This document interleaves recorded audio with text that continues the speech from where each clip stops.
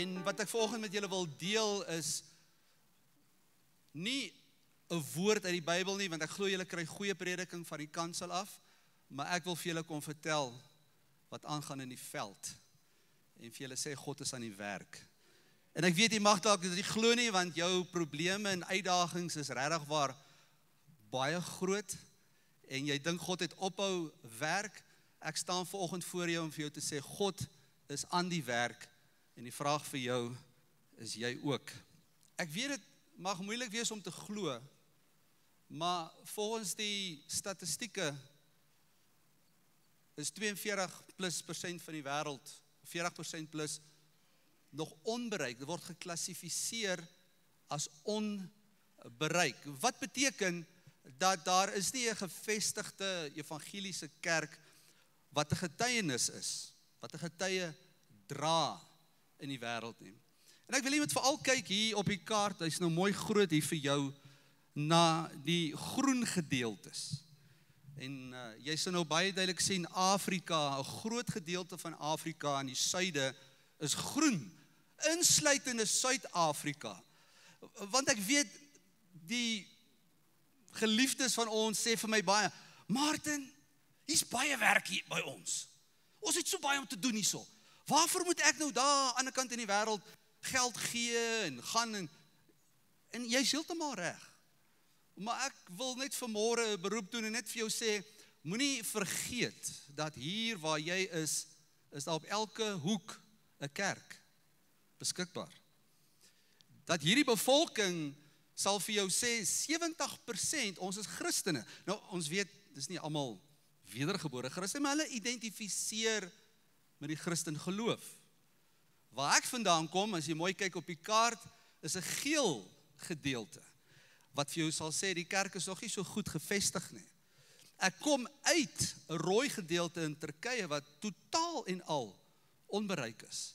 En ek wil net met hierdie kaart in jou gedagte hou wanneer ek met jou vandag deel wat God besig is om te doen. En ek wil tog net my vrou ook vra om my aan te sluit vir 'n oomblik. Want wanneer ons kyk na die syfers, die statistieke in die wêreld, is daar net 3 sendelinge vir elke 1 miljoen moslems. Jy kyk vandag, ek dink ons moet net hier so mooi staan, dat ons sien 'n pragtige vrou. My vrou kom net uit 'n groot rugoperasie, is 'n wonderwerk dat sy hier so staan saam met ons vanoggend. En ons is Here dankbaar. Ja, al die lof aan die Here. Sy het so lank pyn gehad en ons het eers geweet of sy hierdie reis hiernatoe gaan maak nie. Maar julle kyk vanoggend na die enigste 2 sendelinge in die wêreld wat Frans praat en Turks praat en onder 1 miljoen Turke werk in Frankryk. Daar is niemand anderste in die wêreld wat doen wat ons doen nie. En dis nie omdat ons dit so gekies het nie, baie het gekom het gegaan, maar nie gebly nie. En ek is die Here dankbaar vir die familie wat hy vir ons gegee het. Ons het 3 seuns, ek weet nie of jy gou 'n oomblik ietsie wil sê van hulle nie. Julle, dis regtig 'n voorreg om hier te wees. Ons het nog nie geland nie. Ons is maar nog net 2 vars daggies hierso. So vergewe ons as dit 'n bietjie te mekaar gaan met Afrikaans, Engels, Turks en Frans. Maar anyway, hierso is ons kinders. Ons het pragtige 3 seuns. Ons oudste seun is 33. Dan het ons een, sy naam is Martin Junior. Links van my en regs van my. Regs van my is Benjamin. Hy is 30 en hy is in die Kaap en Martin Junior is in Nelspruit. En dan het ons vir Samuel en Nelly. Samuel is 26, hy is nou onlangs 5 maande terug getroud met Nelly. Sy's 'n Russiese meisie wat hy ontmoet het op die OM skip, Logos Hope. En ons is die Here baie dankbaar dat hy ook nou in Suid-Afrika is en hy het 'n baie goeie werk gekry in die Kaap as 'n argitek. So ja, al 3 ons seuns in Suid-Afrika. En ja, ons gee die Here al die eer vir hulle al 3 wat goeie werk het en wat baie gelukkig is in Suid-Afrika. Baie dankie. Dankie Engel. Ek wil julle moet verstaan dat Ja, ek en Dion het so 'n bietjie gesels in die begin. Ek sal môre terugtrek Suid-Afrika toe. Ek's baie lief vir die land. Ek hou van die sonskyn. En toe ek en Petro die roeping gekry het vir Frankryk, was dit nie iets wat ons gesoek het nie. Inteendeel, ek kom met 'n agtergrond, ek was 'n vingerafdruk deskundige en 'n fotograaf in die polisie. Petro was 'n chef in die lugmag. Ons het nooit gedink om in die voltydse bediening in te gaan nie. Teologiese skool toe, tydens die studies, die Here ons baie duidelik geroep om in Turkye te gaan kerk plant. En in 1993 is ons Turkye toe. Die taal geleer, ons het gedink ons gaan ons lewens aflê daar.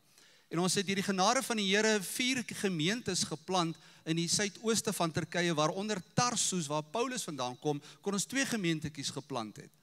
Maar ons verhouding met die Turkse regering was nie baie goed nie, en na 14 jaar het hulle gevoel, ek het heeltemal misbruik gemaak van hulle gasvryheid, want hulle het so nou en dan vir my gratis oornag akkommodasie gegee, en hulle het vir my baie koppies tee gegee, en altyd 'n oogie gehou om te kyk of ek veilig is, en hulle voel ek het dit toe 'n bietjie misbruik na 14 jaar en ons gedeporteer, terug Suid-Afrika toe, en 6 maande later is ons as 'n familie getref deur 'n groot terugslag, toe my spanmaats in Turkye, in die stad Malatya, wreed vermoor is, in my kantoor, deur moslem ekstremiste.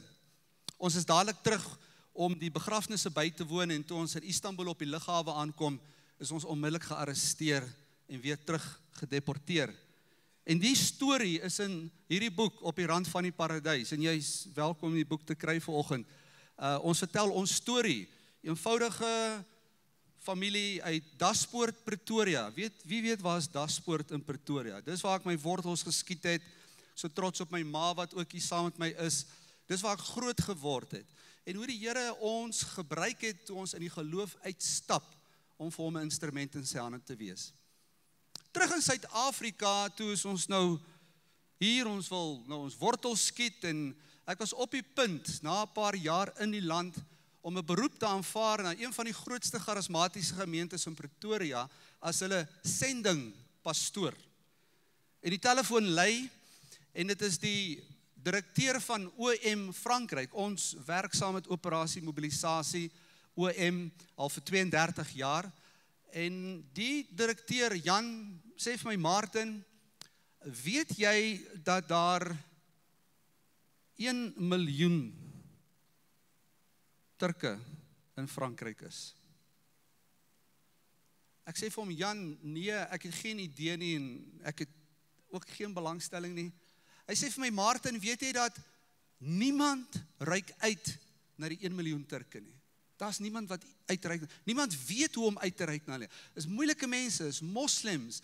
Hulle weet nie om uit die Franse kerk weet nie om uit te reik na hulle toe nie. En ek sê vir hom, Jan, weet jy, man, ja, dis nie my probleem nie. Ek is klaar met die Turke. Die Turke het my groot hartseer gegee. My vriende is vermoor. Ek is in die gevangenis gegooi, toegesluit soveel keer. Ek is klaar met die Turke. Maar Jan, weet jy, ek sal gaan bid daaroor. En dit was 'n fout. Jy moet nie bid oor hierdie goeters nie. Jy weet mos. Ek sê vir hom, Jan, weet jy, ek is 46 jaar oud, ek kan nie Frans praat nie, ek hou nie van Europa nie, die son skyn nie daar nie, die weer is mislik, en die mense, ja, ek hou nie van die Europeërs nie, en ek is baie gelukkig in Suid-Afrika, ek is op die punt om 'n beroep te aanvaar hier by 'n gemeente wat regtig iets is wat ek wil doen, maar ek sal gaan bid daaroor. Sit die foon neer, Petrus, aan die einde van 'n 40 dae vas, vra vir my, wie was dit? Ek sê, ja, dit is die storie, dis Jan. Sy, wat as jy haar ken, sal weet, dis nie uit haar eie uit nie. Sy sê vir my, ons moet gaan. Dis die Here, hy roep ons. Ek tog, vrou, wat's fout? Is jy alright? En nou ja toe, lang storie kort, in 2012 is ons Frankryk toe. Nie 'n woord Frans, ek kan nie eers een sinnetjie gemaak het in Frans nie. Taalskool toe vir 1 jaar lank.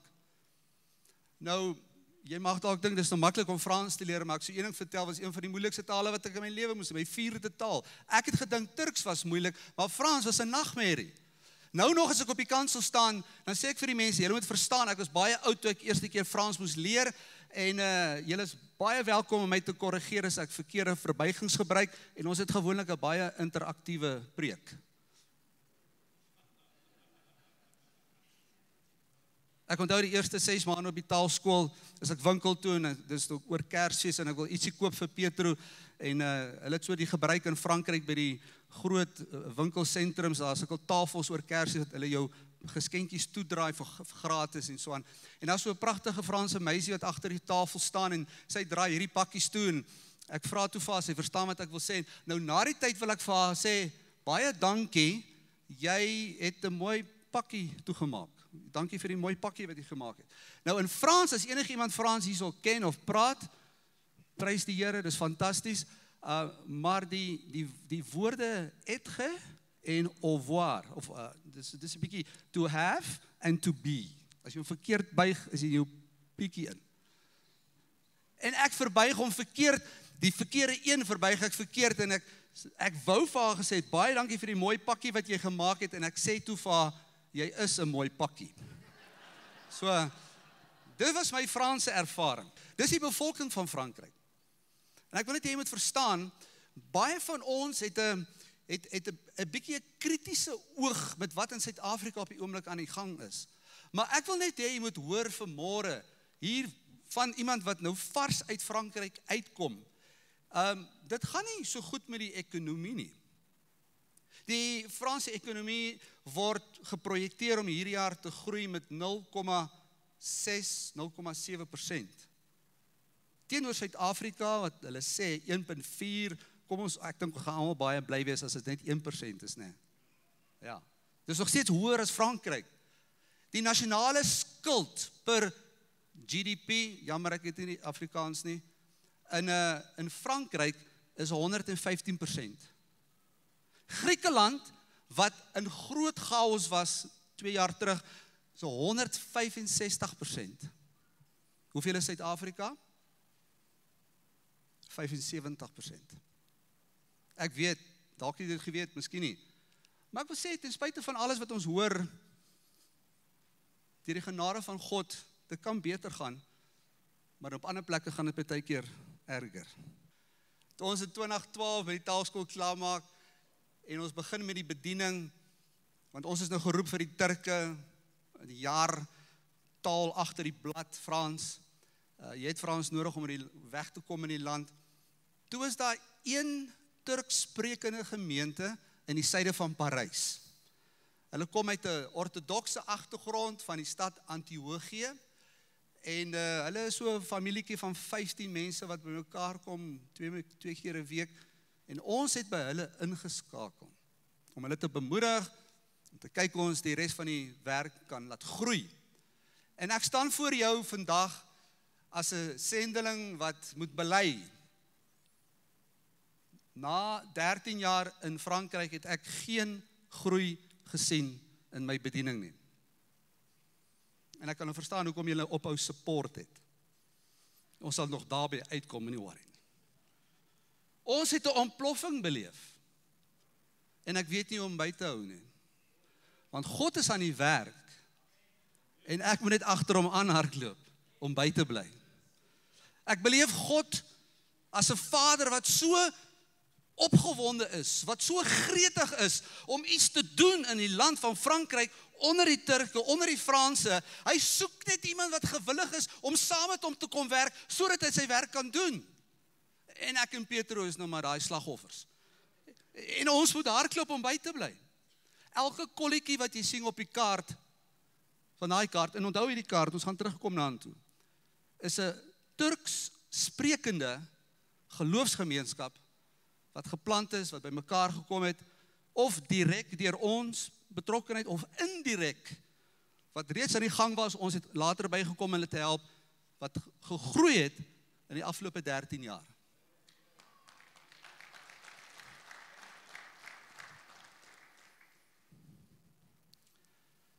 So 'n paar jaar gelede, 'n goeie 4 jaar gelede, kry ek 'n oproep van iemand in Évreux. Dis nou een van die dorpies daar met 'n rooi kolletjie noord van Frankryk. Martin, jy moet kontak maak met hierdie man, Jitwart. Hy het op Facebook my gesien en begin uitreik, en gesê, hy stel belang in die Christen geloof. Ek het vir Jedward ontmoet in 'n park, en ons het begin saam Bybelstudie doen. Jedward is 'n Armeense Turk van Istanbul. Nou as jy enigstens die Armeense geskiedenis ken, sal jy weet, hulle het geweldige vervolging beleef. Hulle is in die honderde duisende deur die Turke vermoor, uitgemoor, volksmoord, baie lang terug. En Jedward kom uit daai agtergrond uit, al 25 jaar in Frankryk, werk by 'n groot winkel, kettingwinkel, Carrefour, miskien ken julle vir Carrefour, goeie werk, goed gevestig, en die man is op die punt om sy vrou te verloor. Want Jedward het 'n stap geneem in die geloof, en hy het Jesus, die Heer en Meester van sy lewe gemaak, nog voor ek by hom uitgekom het.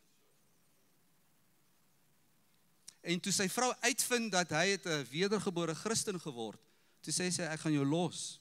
En sy het hom begin skei. Toe ek en Jedward begin by mekaar uitkom en ons het saam gereeld begin Bybelstudie doen, ek het hom begin disipel.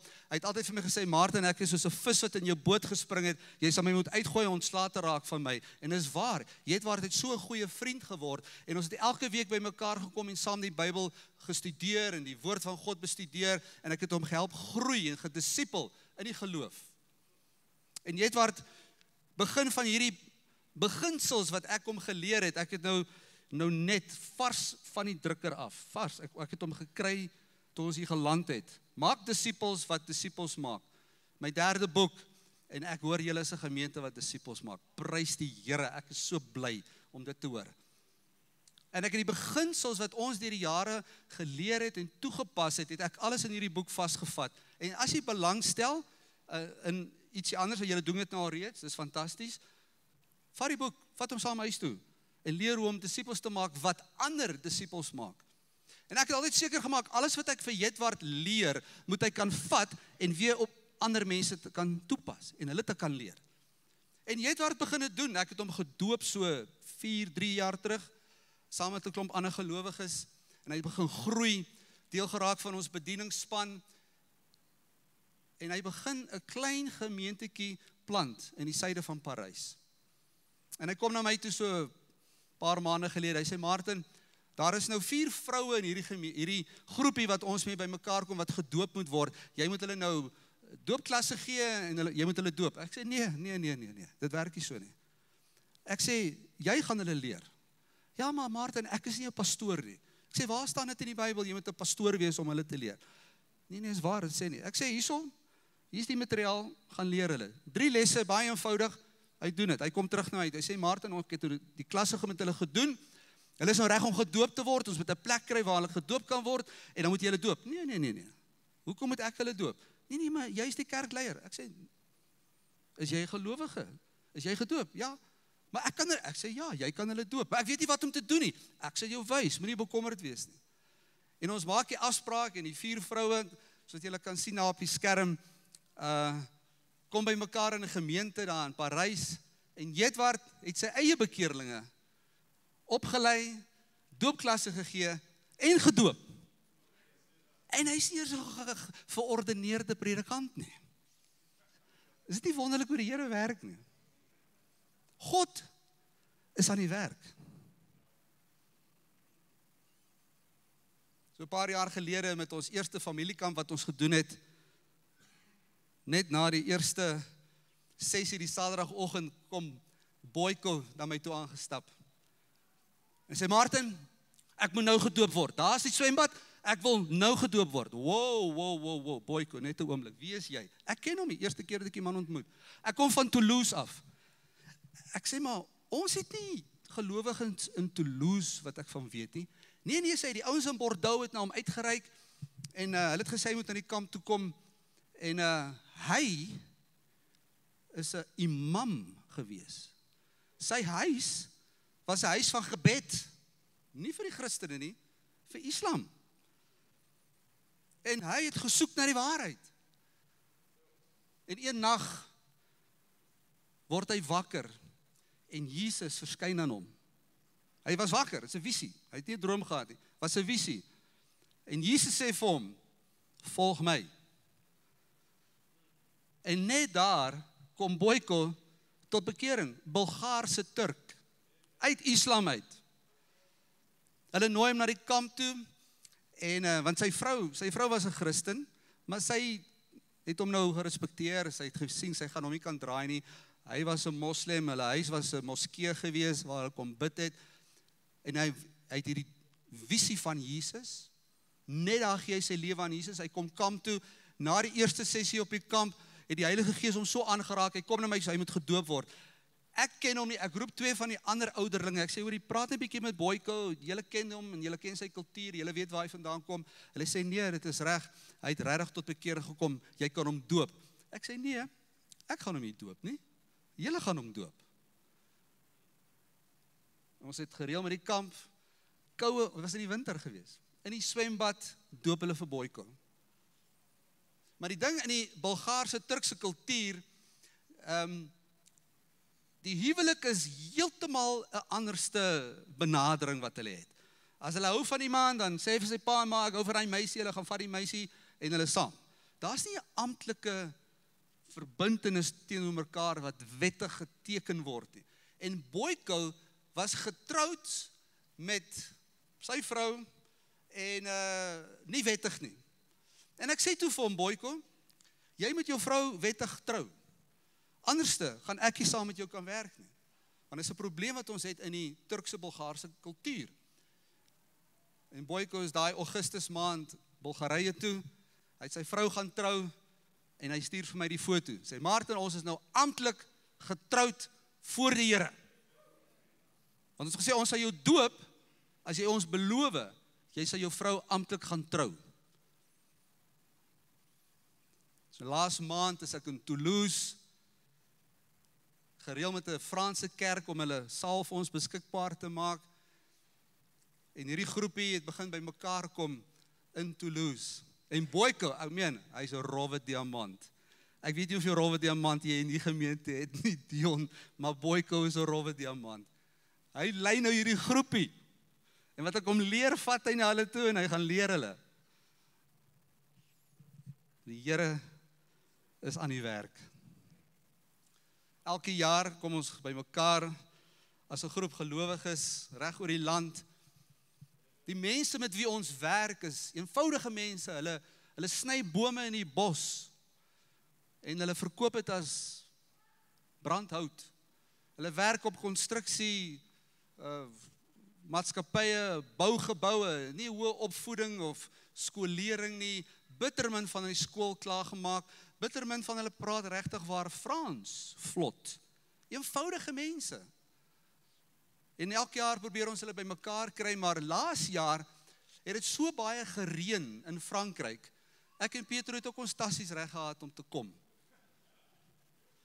En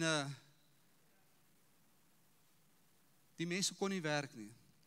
Hulle kon nie genoeg geld by mekaar maak nie. En hulle het nie genoeg inkomste gehad om die kamp te host nie.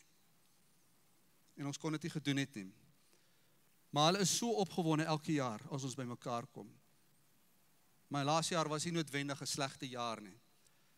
Want ons het 84 dooplinge gehad laas jaar. Van al die gemeentetjies reg oor die land. En dit is nie omdat ons so wonderlik is nie. God is aan die werk. Is jy ook? Ek het van hierdie 84 het ek persoonlik net 14 gedoop. Die res was almal deur die leiers en die ouderlinge van die gemeentes wat geplant is, gedoop. En ek en Pietro, ons reis die hele land plat en ons lei die leiers op, ons rus hulle toe, ons mentor hulle, ons help hulle om die leiers te word wat God vir hulle in gedagte het. Ons het so 'n week gelede het ons die klein gemeentetjie in Swasson gaan help om te begin met 'n evangelisasieprojek. En Swasson, as jy nou kyk op die kaart, sal jy nou sien daar waar hy nou so bo aan die regterkant, so uit buitekant Parys. En die gemeente bestaan uit so 100 Turkse Bulgaarse gelowiges. En hulle wil graag uitreik in hulle gemeenskap. En ons het hulle gaan leer die Vrydag En die Saterdagoggend is ons uit op die straat om die Bybels te versprei. En kom terug en hulle het so bemoedig geraak. Maar die Vrydag aand, dis nou 'n week terug, laas Vrydag 'n week gelede, toe ons nou klaar is met die oriëntering en al die Bybeltjies wat ons gestempel het om uit te gee op die mark, kom Ashem aan die linkerkant van die skerm, sê Martin, hy noem my Martin Abi, Big Brother Martin.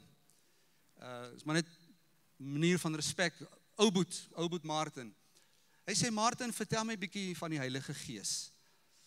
Nou, ek het al baie met hulle gepraat oor die Heilige Gees, en hoe om gevul te word met die Heilige Gees, maar daar's 'n honger wat in Ashem se hart loskom. En ons sit in die kar vir amper 'n uur, en ek praat met Ashem, en ek verduidelik hom van die Heilige Gees, en hoe hy dit kan kry, en wat kan gebeur. En hy sê, maar Martin, hoe gaan ek weet? Ek sê, jy sal weet wanneer jy 'n encounter met God het, wanneer die Heilige Gees kom, jy sal weet, dit is iets wat net in die geheim gaan gebeur met jou nie. En ek sê, gaan in jou kamer en gaan bid, en begin die Here loof en prys, en wanneer jy by 'n punt kom, wanneer jy met jou eie taal nie meer kan uitdruk wat in jou hart beleef nie, gee jou mond vir God, en hy gaan met jou begin praat, deur jou mond.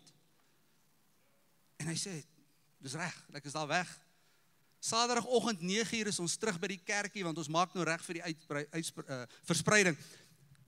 En Ashem kom na my toe, hy sê, Martin, maar hy het so groot glimlag op sy gesig, hy straal sommer so, hy sê, Martin, gisterand toe ek by die huis kom, toe gaan doen ek wat jy vir my sê, en jy weet, ek kom op daai punt wat ek nie meer kon sê wat ek wil sê nie, en toe begin ek praat in 'n taal wat ek nie verstaan nie, is dit okay, maar, ja, dis reg, die Here het jou gedoop, hy sê, hy is so bly, hy is nou bang, gaan hy dit mis, gaan hy dit verloor, ek sê, nee, volgende keer, doen net weer dieselfde, jy's gevul met God se Gees. Ons vier Pinkster hierdie naweek, vir die wat dit nie weet nie. Die Heilige Gees het gekom om ons te bekragtig, sodat ons getuienis kan wees. Amen. God is aan die werk, en hy nooi jou uit, om saam met hom te werk. Nou, wat kan jy nou doen? Hoe kan jy reageer op hierdie stories van 'n Suid-Afrikaanse man van Daspoort, wat daar in Europa bly, en dit is so ver, en so donker daar, wat het dit met jou te doen? En ek wil vanmôre vir jou net bemoedig, en vir jou sê, jy kan baie doen. Heel eerste, kan jy bid. Ek wil jy uitnooi om te bid. Ek en Petro het 'n intersessiegroep, wat persoonlik vir ons intree. Ons het begin met 3 tannies. Ek dink ons is nou al 23 mense van reg oor die wêreld. Ons gaan soek hulle nie. Hulle kom na ons en sê, ons wil bid vir julle. Dan sê ek, is jy ernstig? Ja, ons wil bid vir julle, ons wil intree vir julle. Dan sê ek, is reg, gaan jou naam sit op ons het 'n WhatsApp groepie. En die ding met hierdie WhatsApp groep, dis ons groep. Ek wil nie weet van jou gebedsversoeke nie. Ek wil nie weet van al die ander probleme waarvoor jy bid nie. Hierdie is ons groep, ons is baie selfsugtig met hom, jammer. En ons wil net sê, ons is eerlik op hierdie groep, dis baie persoonlik, en ons gaan baie deel, maar jy moet vir ons intree. Ons het hierdie groep mense van 23 wat vir ons intree.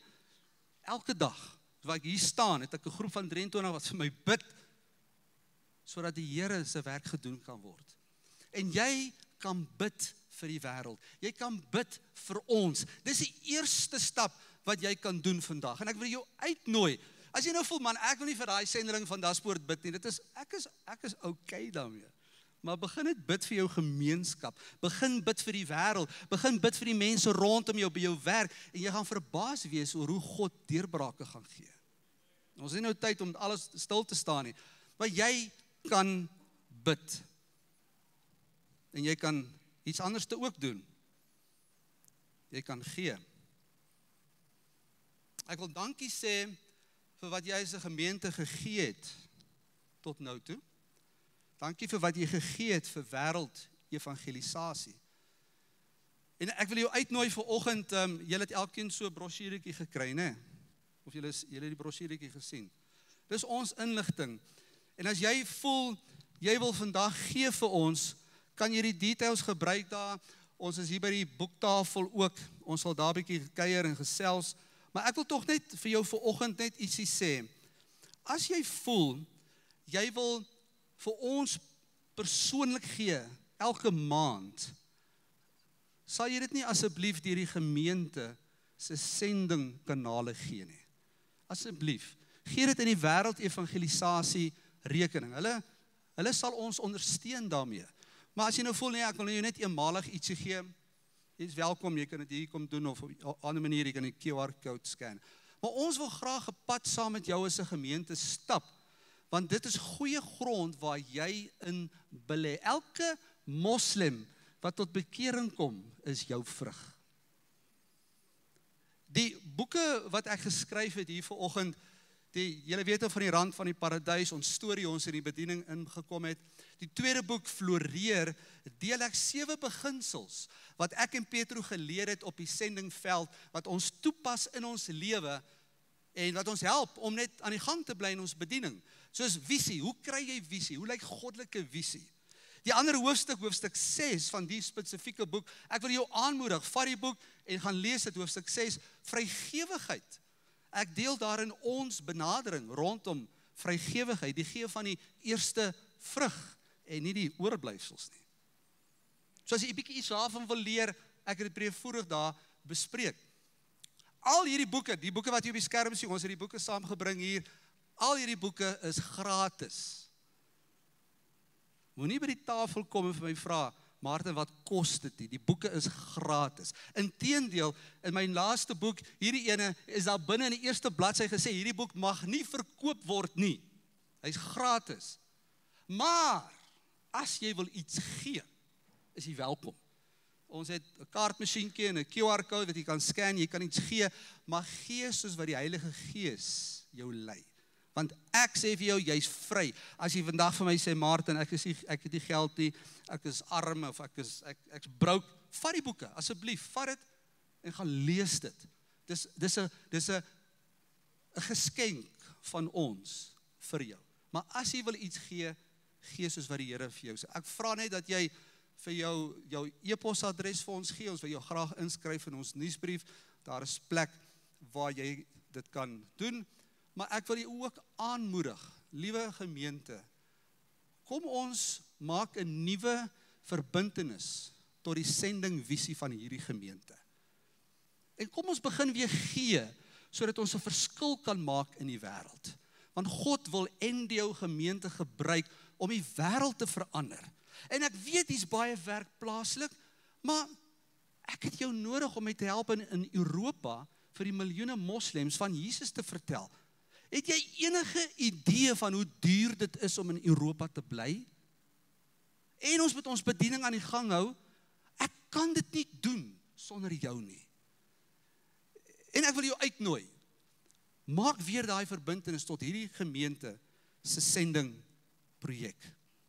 En dan laastens wil ek jou uitnooi om vanmôre, en ek gaan saam met jou bid daarvoor. Ek wil jou uitnooi om vir die Here te vra, wat wil hy met jou doen? Want miskien sê die Here vanmôre vir jou, jy moet gaan. En ek weet, ons het deesdae hierdie sendelinge, hulle gaan Thailand toe, kom terug, of hulle gaan Vietnam toe, kom terug vir 3 maande. Wonderlik as jy dit doen, prys die Here, ek is bly jy doen dit. Maar ons het ook mense nodig, wat gaan bly in 'n moslim woonbuurt in die noorde van Parys, en Jesus sal leef vir sy moslim vriende. Ons het families nodig, wat bereid is om hulle lewens neer te lê, in Turkye toe te trek, en in Tarsus te gaan bly onder Turkse moslems, en hulle lewe te gee vir Jesus. Want daai ou weet nie hoe lyk 'n Christen nie. Dalk is jy as 'n rekenmeester, of 'n loodgieter, of 'n ander professionele persoon geroep om daai getuienis uit te leef in 'n moslimland. En God praat met jou vanoggend. Asseblief, ek kan nou vir jou sê, dit werk nie om ongehoorsaam te wees nie. Ek wil ook nie daar wees nie. Ek is daar want die Here het my geroep en hy gebruik ons. Dit help nie, jy hardloop weg nie. Ek kan nou vir jou sê, hy gaan vir jou kry. Maar as jy in die geloof uitstap, gaan die blessings van die Here op jou reën. En jy gaan die vrug sien van wat God wil doen deur jou lewe en in jou lewe. God is aan die werk. Wat doen jy? Ek wil jou uitnooi. Ek wil net gou bid. Kom ons bid net gou, dan gaan ek teruggee vir Dion. Ek wil net vra, kan jy net daar sit en vra, want ek glo die Heilige Gees wil met jou praat vanoggend. Vader, dankie vir elke hart wat jy roer vandag, om te gee, om te bid, en om te gaan. En is my gebed vanoggend, Here, dat jy sal kom deur jou Heilige Gees, en elkeen die vrymoedigheid, die moed van sy oortuiging sal gee, om daai eerste stap te vat in die geloof. Dalk is dit om nou vir die eerste keer by te dra finansiëel tot die sending saak van hierdie gemeente. Dalk is dit om die knieë te buig en net te begin bid vir wêreldevangelisasie. Maar Here, ek hoop vandag dat hierdie familie sal opstaan en sê, ons sal gaan waar die Here ons ook al stuur. In Jesus naam. Amen.